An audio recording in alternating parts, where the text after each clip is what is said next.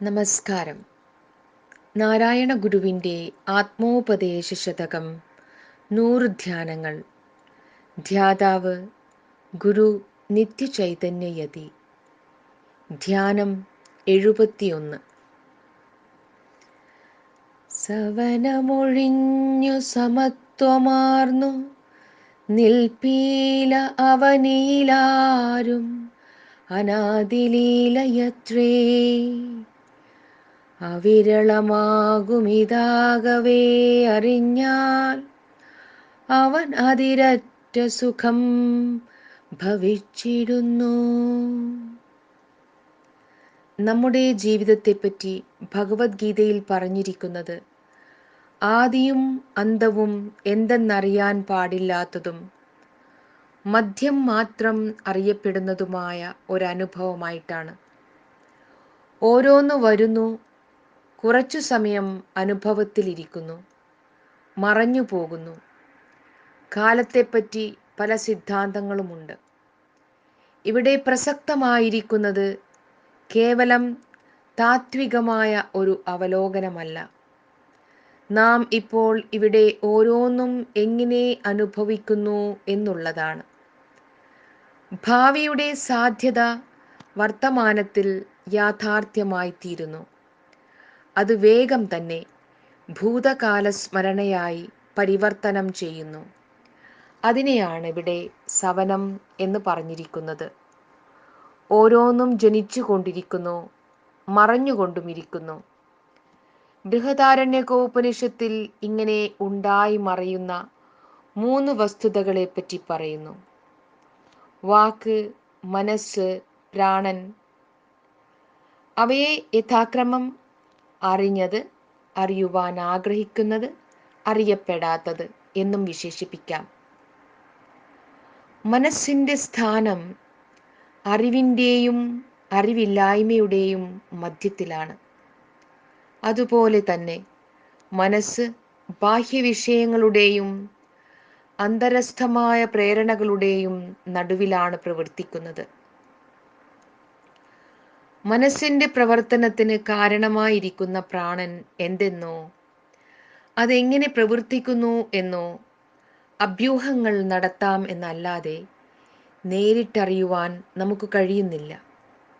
ഛാന്തോഗ്യോപനിഷത്തിൽ പ്രാണനെയും അപാനനെയും സമ്മേളിപ്പിച്ച് വാക്കുകളുടെ നിരന്തരമായ ഉച്ചാരണത്തെ സാധ്യമാക്കുന്ന വ്യാനനെ സ്തുതിച്ചിരിക്കുന്നു. ഒരാൾ സംസാരിക്കുന്നതിനിടയ്ക്ക് ചിന്തിക്കാൻ പ്രത്യേകം സമയമെടുക്കേണ്ടി വരുന്നില്ല.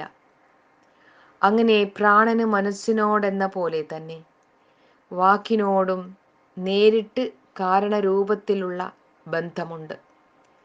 വേറൊരു തരത്തിൽ പറഞ്ഞാൽ അറിയപ്പെടാത്തതിൽ നിന്നും അറിയപ്പെടുന്നതും അറിയുവാൻ ആഗ്രഹിക്കുന്നതും ഉണ്ടാകുന്നു. അജ്ഞാതമായിരിക്കുന്ന യോനിയിൽ നിന്നും പുറന്നു വീഴുന്ന വർത്തമാനം സന്തോഷപ്രദമാകാം, സംഭ്രാന്തി ഉണ്ടാക്കുന്നതുമാവാം.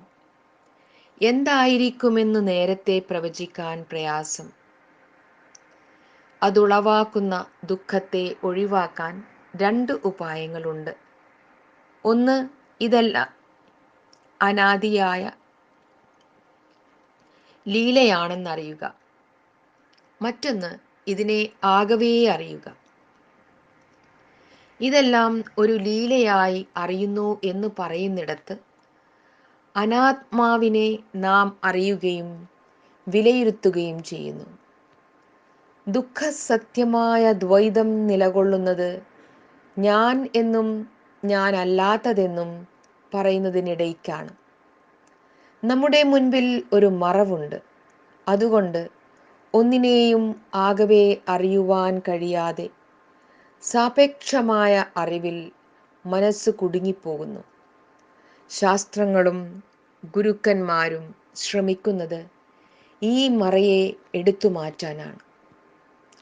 വേറൊരു തരത്തിൽ പറഞ്ഞാൽ വസ്തുതകളെ അറിവിലേക്ക് കൊണ്ടുവരുന്ന വാക്കുകളെ ഉപയോഗിച്ച് ആഗ്രഹിച്ചു പോകുന്നതും അറിയപ്പെടാത്തതുമായ ലോകത്തെ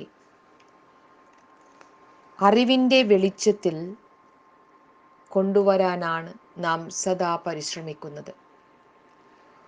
ഉടനെ തന്നെ നാം ആകവേ അറിഞ്ഞെന്ന് വരികയില്ല.